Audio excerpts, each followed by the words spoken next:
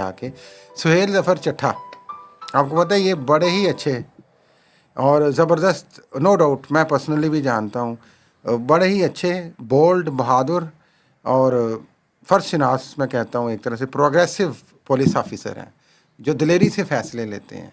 और जो पंजाब में एक्सट्रीमिज़म, रिलीजियस एक्सट्रीमिज़म के हवाले से बहुत सारे वाक़यात हुए हैं और बहुत सारा जिनका बैकग्राउंड है उनको ख़त्म करने में इनका बड़ा अहम किरदार है।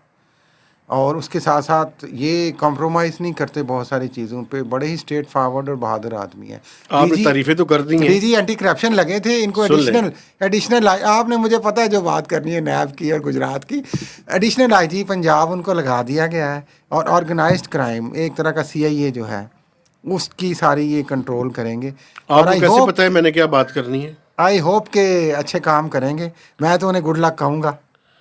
मैं कहूँगा कि तारीफें जो है वो अच्छी बात है करनी। अब आप कर लें वो जो नहीं, सुने, मसला ये है बात, मसला ये है कि वो परफॉर्म करेंगे, बातें ना करें। हाँ, बातें नहीं करते और सिर्फ आप जैसे साफियों से तारीफें ना करवाएं। नहीं, वो ऐसे वो तारीफें करवाते ही नहीं है, कभी उसने नहीं क्या तारीफ करें। मेरे तो खैर बड़ा पुरानी एक उनसे है जान पहचान, ठीक है। तो लेकिन आई होप कि ऐसे ऑफिसर्स होने चाहिए पुलिस में जो कॉम्प्रोमाइज़ उस तरह से नहीं करते, स्ट्रेट फॉरवर्ड है, बहादुर हैं।